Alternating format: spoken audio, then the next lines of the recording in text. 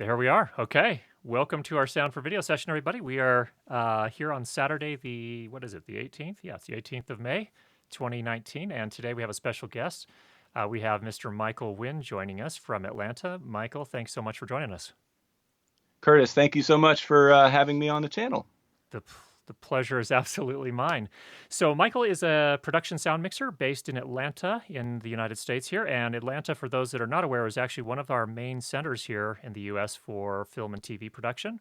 So why don't we start with that, Michael? Why don't you tell us a little bit about how, well, we'll come back to Atlanta, but let's talk a little bit about kind of your path. How did you get to where you're at today? How did you become a production sound mixer? Wow. So it was definitely a winding path for me, Curtis. I started in music as recording singer-songwriters in a studio. I think my first setup was a Tascam DM1000, which is a little 8-channel board, and a D88. And before that, I had 4 tracks and different types of recording devices like that, and started recording singer-songwriters out of my house. And then from there, segued into recording bands. And then in 2004, I got my first opportunity to work with Picture on a 48-hour film festival, which I was the first production sound mixer job that I had. Coming from a creative standpoint, it was immediately I fell in love the first time I had the opportunity to work with Picture. And at the time in Atlanta was not the production center that it is today. So I just naturally navigated towards that path and started working in post-production, working with indies and also corporate type stuff, and then balancing production sound mixing when I could get that work. And then it was 2012 that I started to fully focus and really found my niche and my passion in production sound mixing. Okay, so you have that interesting. That's the thing I found with a lot of mixers is that they actually have a background in music recording, and that sounds like that was your situation as well. Absolutely. I mean, I'm a musician myself, and very passionate about that. And in fact, my first film credit I ever received was in 2004 for Sandtown, which was composer. So Ah, oh, for a few years, that was, if you would have talked to me and around that time, oh, I'm gonna score films. That's what I want to do. yeah. It's interesting because I find there's actually a little bit of a theme. I find a lot of production mixers have a music background. In fact, my brother has an interesting thing. He was definitely a musician and did a lot of engineering, but now he's become more of a DP. So it's interesting how it's almost like there's all these, I guess, intertwinings between all the creative industries, whether it's recording, in a recording studio or doing that. So what was it that made you fall in love with sound for picture? What was so different about that really kind of grabbed you and made you head that direction? I'd have to say it was the free food, pretty much, that got me. I mean, in all seriousness, it was just, as much as I love being in the studio and doing the studio work, when I got the opportunity to work as a collaboration and learn about all the different crafts from the DP, the gaffers, the grips, the production, the PAs, and just everyone had a role and everyone was working together to create this piece of artwork, because all of us are filmmakers, and just that, I think that was the driving force for me, was just being around and working with like-minded individuals. Yeah, there is a huge sense of satisfaction when you work with a larger team and even a smaller team on indie films. But Hmm. that Hmm. satisfaction you kind of walk away with when you see the final piece, it's like, wow, that's really Yeah. inspiring because you were there on set on production and you did your part, but you weren't necessarily privy to everything that was going on. But it was very much a Mhm. kind of a collaborative thing. People had to help each other in different ways and pretty fun stuff. That's right. Yeah. Yeah. So let's talk about a couple of things here. So, what types of jobs are you doing now? So Atlanta has grown into this massive production center that it really wasn't. I don't know about maybe certainly 2 decades ago. It really wasn't what it is today, and I think really about a decade ago we saw it becoming this really heavy production center. What happened? How did that happen? Mm. Well, I mean, my radars really started to go off. There was a certain point where I was renting a space here in Atlanta that was an audio post studio where I was doing music and or post type stuff, and I started seeing more and more of this film work, and some of that film work was then coming into the studio space where I was working, and I really noticed that, obviously the 30% film tax credit, 20% plus 10% on the logo made a huge difference in driving the film industry to Georgia. And once I saw that growth happening and saw it, that is really when I started to shift towards that direction because it just seemed like that's where the business was. As much as I love doing the post and being in the studio, most of the projects I was doing were corporate type stuff and more indie type stuff. And I really wanted to find something where I could make a living and work on these larger projects. And, so today, to answer the first part of your question, I work, I'm a production sound mixer. So for those of you who may not be familiar with that, I'm sure most are on your channel here. My responsibility is to capture and record clean dialogue on set and also provide a mix, which is used not only for the public IFBs, to the directors and everyone on set who needs it, but also for editorial. So when they put this together, they have something to work with. And it's also used in dailies. So, and most of the projects I've done in the last few years, because it wasn't until 2012 or 13 that I started doing union projects or larger scale productions. And I've predominantly lived in the world of television. So you could say I'm a television mixer with some film mixing experience. Okay, cool.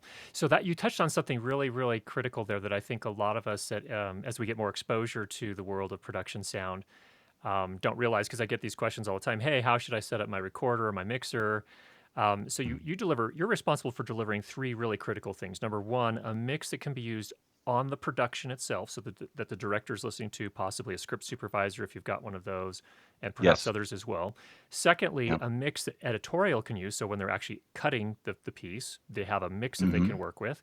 And then you're also delivering isolated channels, I assume, so that whatever post team there is that's working on audio has those really clean tracks. Is that about right? That's exactly on the money, Curtis. And Okay. other people like I've got an odd number for so I've got 19 IFBs or contacts on my uh in my package, and often we'll have every single one of them out because it's not Wow. just the script supervisor or director, it's also the first AD who's giving cues or PAs who might be cueing background or second AD. You've got also a handful of producers on set, then often you'll have visitors Hmm. from the actors on set who want to listen in, people from the network. It goes on and on. Yeah. And and that production mix is critical to the production because it may not be used on the final mix, but they're very much assessing the quality of the dialogue that you're achieving by that production mix which you provide. Hmm. That's intense. So you're being judged on the spot. Am I right? Yeah. Yeah, hopefully not judged, more so collaborated with, but yes, the expectation on a when you're working on a larger scale project is it's the mix we deliver should sound exactly like the show. Yeah, yeah, and that is an art. That is absolutely an art. So, Yeah. so 19 Comtex or IFBs. Wow, that's huge. Hmm. I have a little kit here with two, Yeah. Yeah. and don't Hmm. even always use that, but that's Hmm. interesting. So when And that's a when small number. Some guys are way above that. It just depends on the show. I mean, yeah. unreal, unreal. Hmm. So I guess the question I have, so in those, so it sounds like you're working on productions that are large enough. How often are you the only person in the sound crew versus also hiring a boom operator and perhaps a utility? Great question, Curtis. So the sound teams that we use typically on film and television are three-man crews. So that consists obviously of the production sound mixer, which is what it is that I do for our Mhm. team, which is leading the team, and very much a lot of decision making is made from the production sound mixing standpoint. And then we also have a boom operator, which is a very intense position because the boom operator has to be really excellent at lighting. The boom op I use, Alan Williams, as you guys probably know on this channel from Sound Speeds.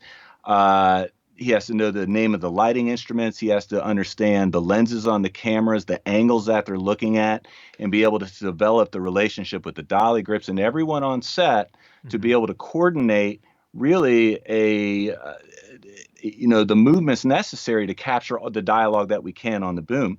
And sometimes that's with 3 and 4 cameras, so shooting wide and tight.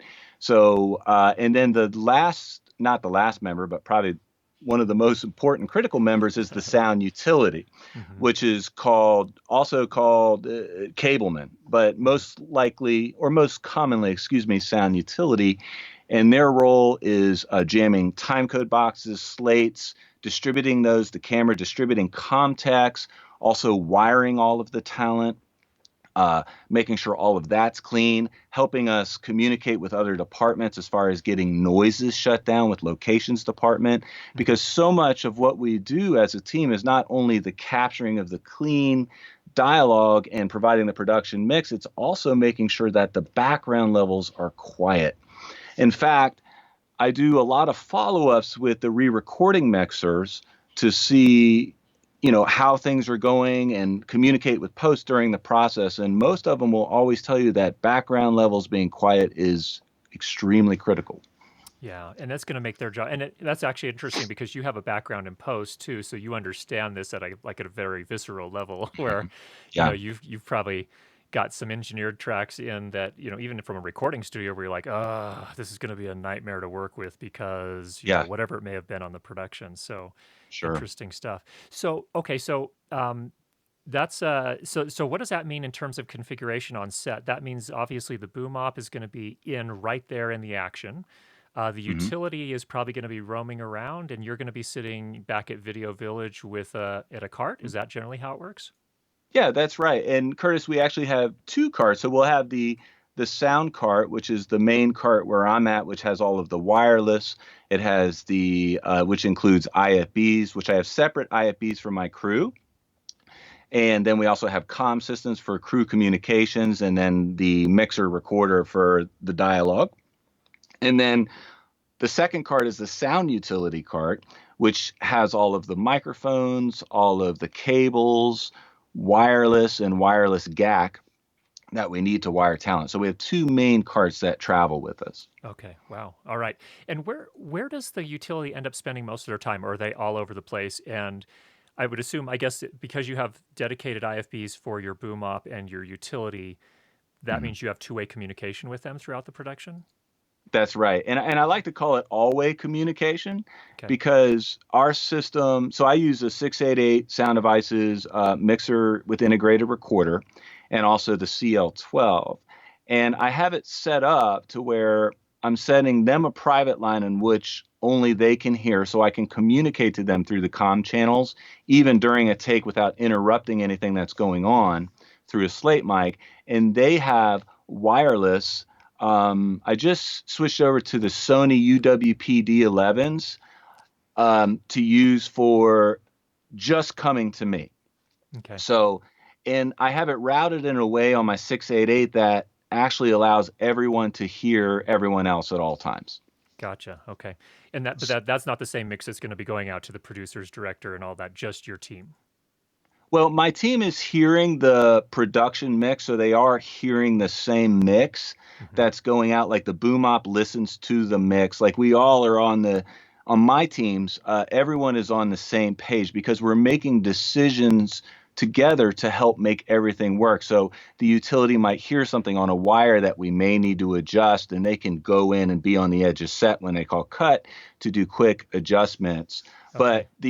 But but they're using I use the Electrosonics T4 transmitters for my crew IFBs and also the R1As, which they have a higher resolution than a Comtech feed. So they're able to hear more detail in the mix. But Gotcha. you also asked in your question, where does the utility spend most of their time? Everywhere, really. I mean, their home base is the follow cart, but we have they have to be everywhere. I mean, utility is probably one of the most difficult jobs on a film set, sound utility. Yeah.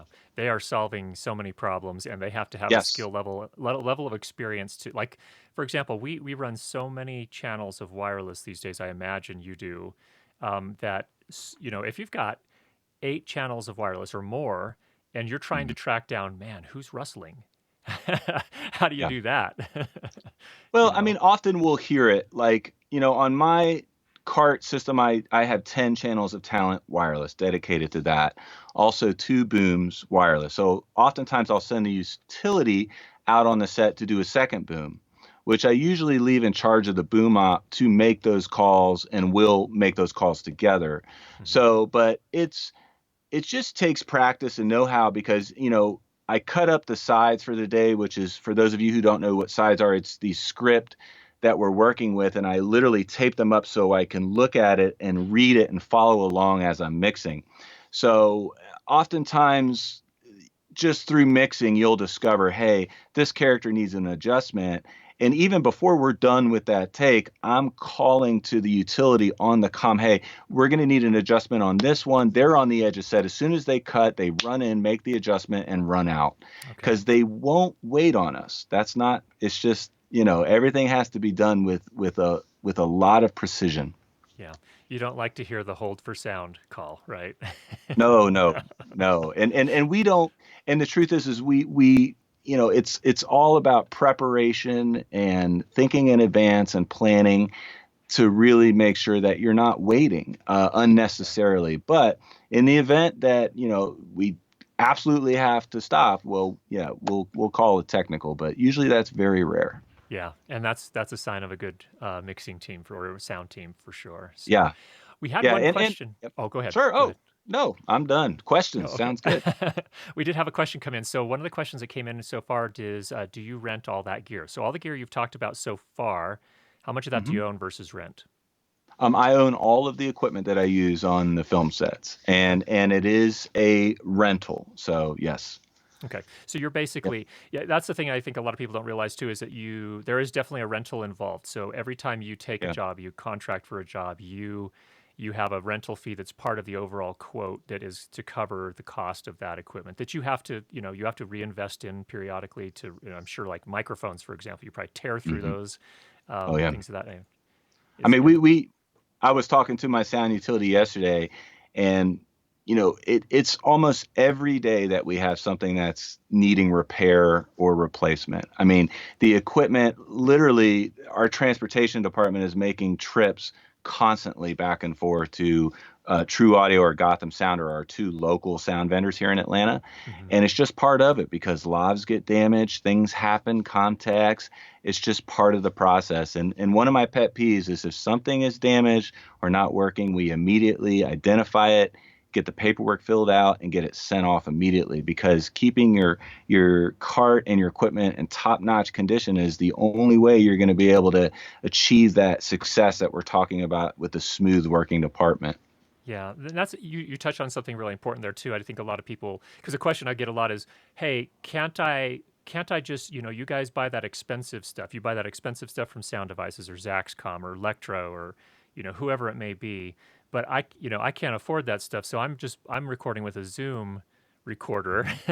And that's Hmm. fine. That's totally legit. Like the Zoom Yeah. F4 and F8, those have Yeah. come a long way for a really Yeah. affordable recorder, but Certainly. a big piece of this for a production mixer is your livelihood relies on your gear performing, and so you have to have that Right. stuff 100% operational.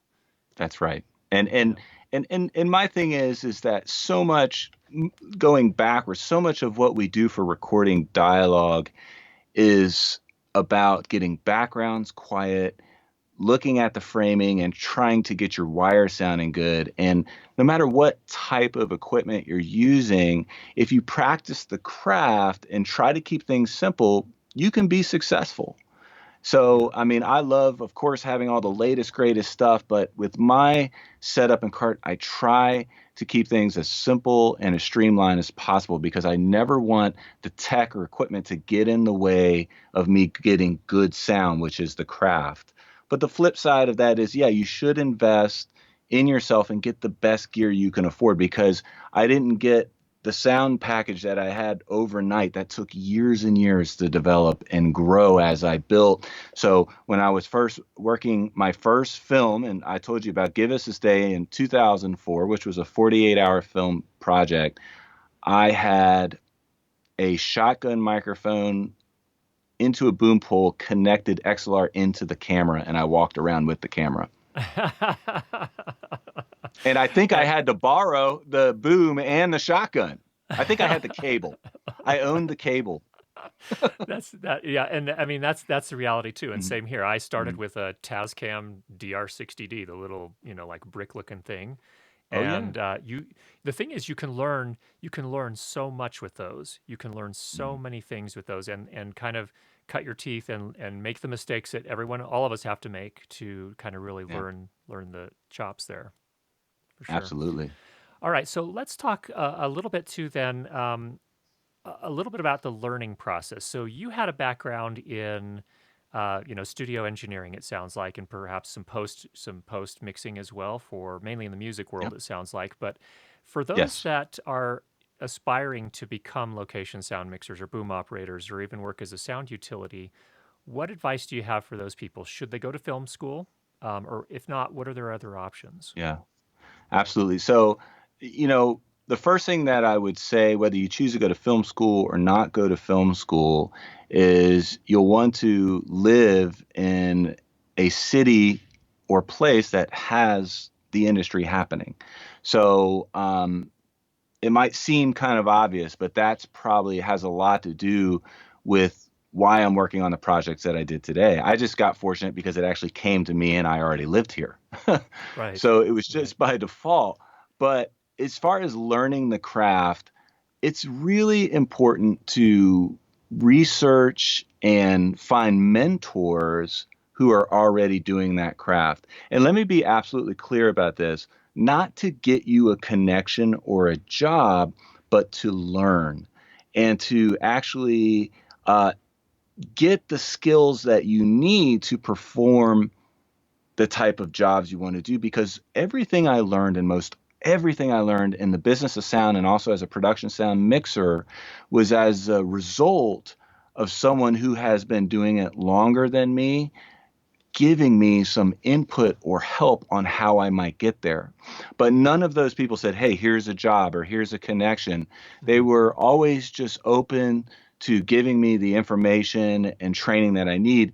And a big part of my career has always been reaching out, meeting people and learning and just trying to stay open. Because even today, there's so much I don't know about sound, and there's so much that I want to learn. And Looks like we have some Skype issues here again. We're gonna bring Michael back in. I see some questions coming in, so thanks for those. We'll get to those as soon as Michael comes back if there are things that I can't answer. But Leo made a good point. There's a big plus living in a metro area because there are real sound dealers like Gotham and True, um, production. What is it? Production Location Sound Corp. There are a whole bunch in LA and the Hollywood area, so on and so forth. And that's true definitely for that, but also in terms of the jobs that you'll be able to get to, a lot more production jobs occur in some of those centers as well. So yeah, there's definitely some advantages for those. Basic Filmmaker asks, what method do you use on set to keep communication between your sound crew? So that's where he's using IFBs. He talked about the specific one that he uses, which was one of the Electrosonics models. I don't remember what that was exactly, but when we get him back here, we'll talk him up. We're going to dial him back in here and hopefully bring Michael back in here in just a second. Let's see. Are there laws with noise-free cables? That's a great question. Just also a clarification. One thing Michael mentioned earlier was when he talked about wires. That's often the term that production sound mixers will use to refer to wireless microphones. So just so you're aware there. there All we are. right. Okay, we're back. We're back. Welcome We're back. So I back. was thanks, Michael, for sorry about the issues here, the technical issues, but we did get some questions that I was kind of running through here Oh, really great. quickly. Let's just kind of go back to those real quick. The first one was what method, and you kind of talked about this a little bit, but what method do you use on set to keep communication between you and your sound crew? Oh, great question. So we use a comm system, which is a wireless system that goes to them and that also comes to me. Um, and it just consists of using surveillance microphones, which we've modified to work with transmitters for the crew. So it's literally a push to talk radio type Motorola microphone that's been modified to go into a Sony UWP transmitter. And then that comes to a receiver on the sound cart in which I hear them. And then I have it routed in a way that they also hear each other. So it's a three-way communication system. Okay. So I guess the boom op and the utility are both wearing a transmitter and receiver then? Is that correct? That's exactly right. Yeah. Okay. So Gotcha. so they're both wearing a receiver. I have Electrosonics IFB that they wear, both of them, Hmm. and then they're also wearing a transmitter, which comes back to me. Gotcha. Okay. Excellent. Another question that came in, we were talking about wires here, and one question that came in is, are there lavs with noise-free cables? Interesting. Yeah, I mean, some, depending upon the lob that you use, some may have more transfer noise than others. The ones that I typically use are Sanken COS 11s. I also have been using a lot of the Countryman B6s lately Hmm. because those work really well with challenging wardrobes, and we don't have much issue with cable transfer. Because a lot of it is it's secured in a way that um, keeps that from happening. Yep. Yep. That makes sense. And I think part of it too is the craft and the art of wiring someone up, putting the, mounting the Certainly. microphone, isolating the cable, things of that nature Yeah. as well. Yeah, and I've seen some utilities do like loops for tension pulls where you can add an extra loop. So if it does pull, that it's actually pulling on the loop, which is nothing more than a circle and Yep. taping it. Yep. So Yep. Yep. yeah. Exactly. Good. And then one last question here, and we'll get back to the conversation here, Mhm. and that is, let's see, is the routing in the mixer. So I assume they're talking about when you were talking about your communication systems with your team. Mhm. I assume you're Mhm. doing the routing to figure out what they hear in their mix. That's all in the 688, I assume. Yes, absolutely. And there actually is, Curtis, a specific video on crew comms routing that I launched on my channel that explains to the detail T exactly how I have everything routed, the equipment I use. The only difference being is I upgraded the G3s that I was using for the crew to talk to me to the Sony UWP system. Excellent. Okay. And we'll put a link for that down in the description of the video here. Yeah. So, Hmm. yeah, and I highly recommend, if you are interested in production sound, Michael Wynn's YouTube channel is a gold mine of information. So definitely, you'll definitely want to get yourself subscribed to that as well. Okay, let's head on back. So we've talked about your kit, your carts. You have two carts actually, usually on the bigger productions. Hmm. You did a video a while back about the new sound devices Scorpio, Oh and yeah. are Mhm. you still on the pre-order list for that? And if so, why are you spending $9,000 on a new mixer? Well, when I did the live video, I was shell shocked, just like everyone else, with excitement about this recorder. And of course, I wanted to pre order one in that moment, but I paused. So I'm not on a pre order list for the Scorpio. Okay. Um, it looks outstanding. And, I'm a big Sound Devices fan. I've used the Shure FP33, which was designed by Sound Devices before there was a Sound Devices. I've owned 7 series recorders, 702, 744T, I have a 788T. I've owned the 302s, 552s, and now I have the 688. So huge fan. Yep. Um, for me, it's just with my gear and how it is I make purchasing decisions, especially when it comes to mixer recorders, I'm going to have to wait on this one. And the reason is because I just switched over to the 688 CL12 last year. Okay. So I was using the 788 CL9. And since in television production, our track counts are getting so much higher, we're seeing way more principal actors in a scene, and we need to capture all of those. So it was a necessity for not being unhappy with the 7.8 because I loved that recorder and the CL9, but just needing more channels. right now the 688 CL12 is such a great fit for me that it's just probably going to be a moment. But that's not to take away from the excitement of what Sound Devices has launched here. The I/O capability and routing flexibility seems incredible. And I'm really interested to see how Sound Devices continues to develop that particular product. Because if you look at the history of how they've launched their products, including the 7 Series and 6 Series recorders, there's often been supplemental type products announced, often 12 months after, to develop and grow that particular product. Right, right. Yeah, and so that's one thing that I think some people may not be familiar with. I wonder if you could talk a little bit about one of the things that's so unique about the Scorpio is that it has this massive channel count. I mean, you can bring in a ton of channels, and part of Yeah. that is using Dante. Could you explain what is that? What is Dante, and how does that work? Yeah. I mean, I am not super familiar with Dante. I do know it's it's a it's a protocol that requires a computer as far as like an IP type networking interface. I'm probably saying that incorrectly, by the way, but it does allow for 32 IO, believe, Hmm. to come through one Cat5 or Cat6 Ethernet cable. Hmm. So Dante can simplify things. And there has been a big push. They first put Dante on their 970 recorder. We're seeing it on more and more mixers to integrate with different recorders. And now being on the Scorpio, I just think is really future thinking for them. So Dante is about more connectivity, less cabling, and higher track counts. Yep. So And we'll just have, yeah. Mhm. yeah, I was going to say you can. Yeah, so as you see more and more requirements, I mean the directors are getting used to this idea. Oh, I've got another actor. Put a wire on them.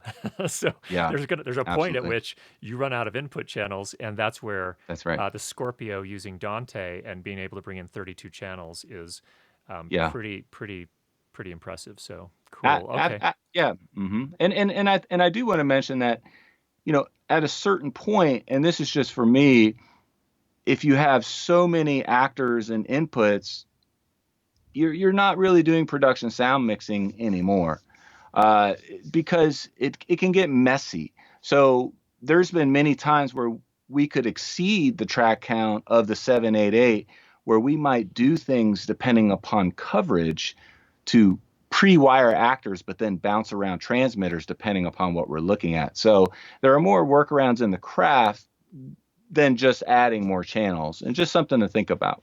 Yeah. So, because not every actor is going to be in every scene or every take or whatever it may be, Yeah, right? And so, yep. yeah, Okay, that makes sense. absolutely. Makes sense. Hmm. Can you talk a little bit about unions? So, not there aren't unions in every location, but you work. How does a union work, and Hmm. what are the benefits and perhaps maybe the downsides of joining a union? Hmm.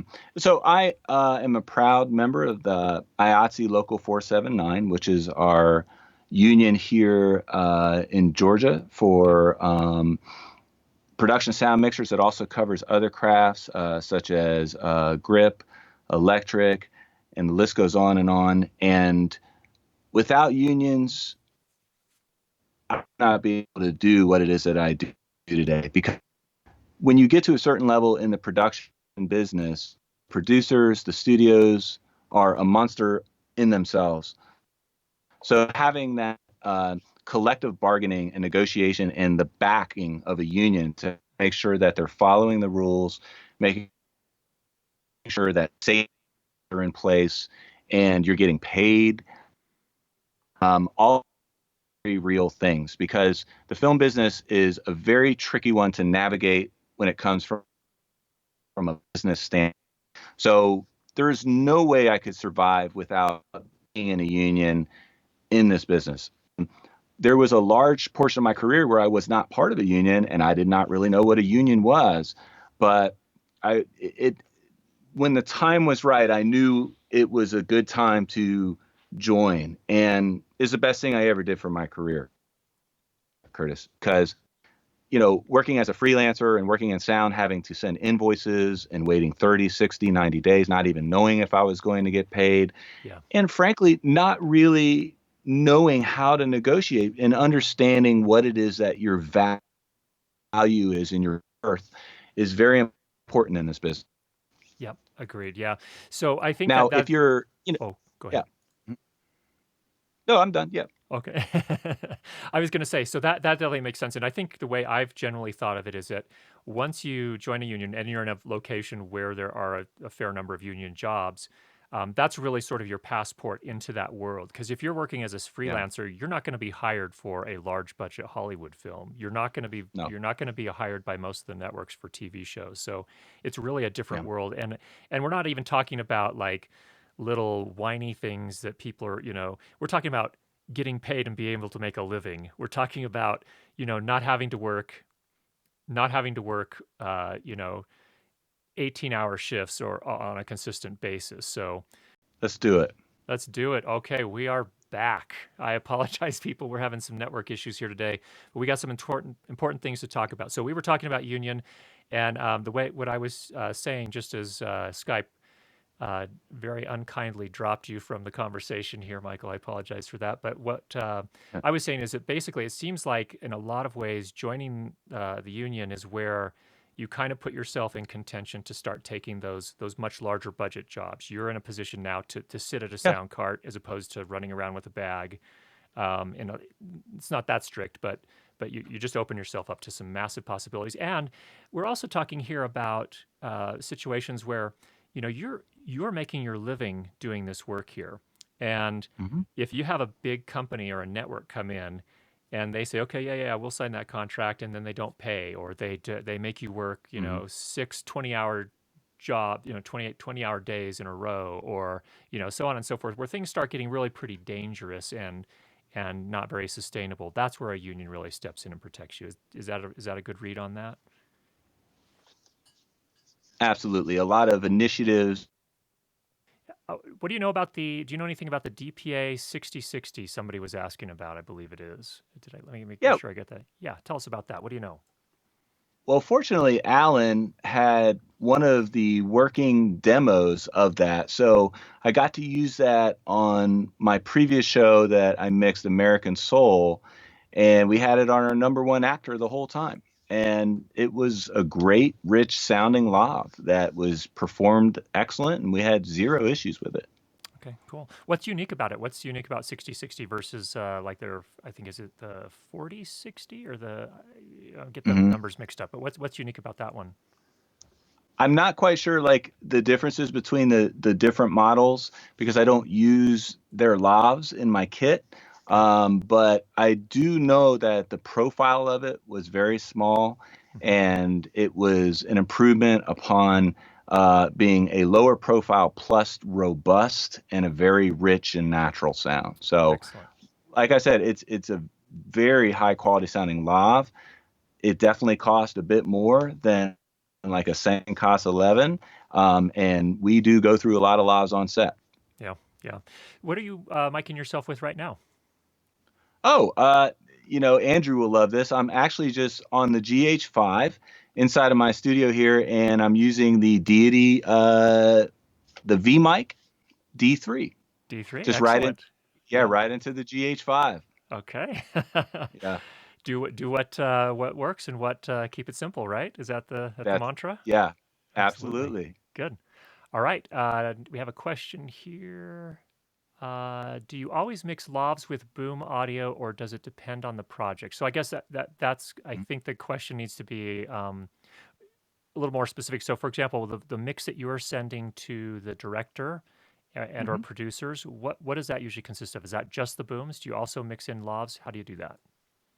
Yeah, it's a post fader mix, which is typically a combination of boom and or lav or just boom. It depends upon the shot. Typically, I try to match what it is that we see, with some exceptions. And so, to give you an example, if we're mixing wide and tight, which means we have one camera focused in on coverage and then the other one seeing the whole world, then we're not in there. So then, therefore, we would be using the lav. But sometimes, for perspective purposes, you can actually mix a bit of a boom with the loft to kind of create a sense of space and kind of play with it a little bit. Interesting. Cool. Okay. Very Hmm. good. Somebody asked, what is that in the background, Michael? Is that a Moog? Oh, yes, it is. It is, and it is my Moog Voyager, and there we are. We're going to pick up right where we left off. Next Yep, question. yep. Countryman B3 at somebody here is having some. They're hearing some static on their Countryman B3. At first, they thought it had to do a rescan, but they put it on another transmitter. Same thing. What would be your next step? Send it to your local audio shop for repair. Okay. Cool. Mhm. Perfect. All Yeah. right. And they were um, smart, Curtis, to actually check another transmitter to be sure it wasn't a transmitter issue. So that's some good troubleshooting. It's either going to be the capsule or the connector. You might be able to wiggle the connector to see if it's a connector issue, and then it could just be a simple resolder if you're able to see wires that small, which I cannot. cool. Cool. Yeah. Okay. Another person asks, I use a wireless Sennheiser G4 EW100, but I have a problem with Mhm. the signal. Is there another kind you recommend to be more powerful? Interesting. Well, if I'm not mistaken, the G4 is it EW100 is kind of an ENG type transmitter receiver that sounds quite good. You're only going to get so much range out of using a whip antenna, so maybe consider a different placement of the receiver and or transmitter on talent. And I don't know if you're inside of a car maybe and outside or something, but just try to minimize the distance. And another thing you can do with transmitters is we do this with music playbacks on set sometimes, is sometimes you can just run a long XLR cable and get it closer to set. Ah, okay. That's an interesting one that I think a lot of us don't consider. So just put an Yeah. XLR and move it up closer Yeah. to the action. In the heat of the moment, the number one thing and most important thing is capturing the dialogue clean. And it may not be pretty, but if it works and accomplishes the goal, then you did it right and you can address it later. All right, cool. Very cool. All right. Let's see here. What else? So here's the thing about interviews is that when you come to an interview, sometimes the interviewer doesn't ask you a question you're hoping they will. What's that Hmm. question today? Oh wow. What's a question that I don't like? The interview. What I don't like is when they're not asking questions, because to me it tells me that maybe the interview's not going so well, or that they don't really have may not be as sound friendly as you'd like. Um, Good interviews usually consist of the line producer. You'll get the executive or co-executive producer. You'll be in there with the UPM. They team up on you. Hmm. The director, if it's going to be a film, TV, often it's a per director episode, so they may or may not be there.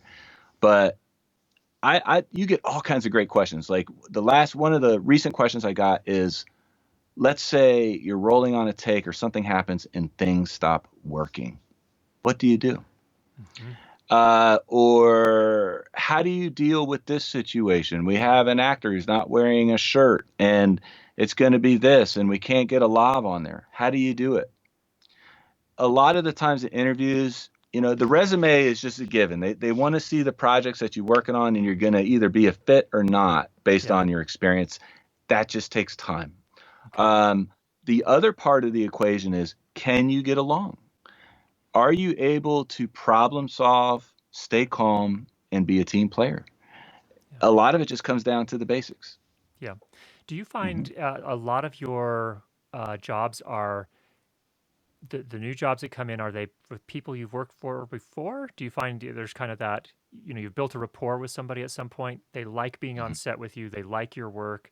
They hire Yeah. you again. Or what percentage of it is that situation versus somebody talked to a friend of a friend and then they hired Hmm. you?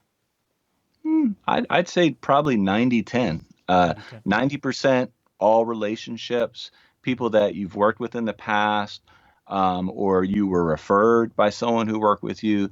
This is a business of relationships 100%.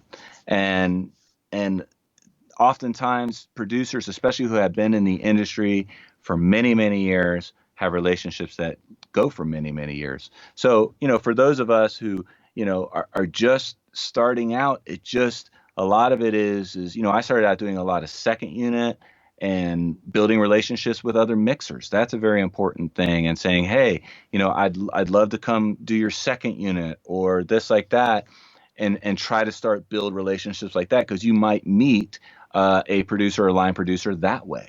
Okay. So it's just baby steps, one step at a time. And if you say, well, I want to do larger scale stuff, and I don't have any relationships, and I don't know anyone, no one's going to hire me. Oh, there's so many indies.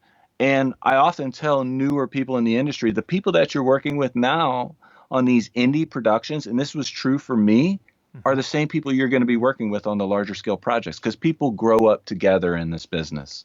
Yeah, absolutely. Hmm. Another Hmm. question I hear a fair bit too is that, okay, do you find yourselves in a sound department? We're talking about three positions on the bigger budget films. So you have the mixer, you have the Hmm. boom op, and you have the utility. Hmm. Is the natural progression you start as a utility, you later become a boom op, you later become a mixer, or Hmm. does it not always work that way? I'd say it doesn't always work that way. Okay. In our market right here in Atlanta, which is very busy, and we have a lot of sound people competing for jobs and trying to get work, typically there is definitely a rite of passage.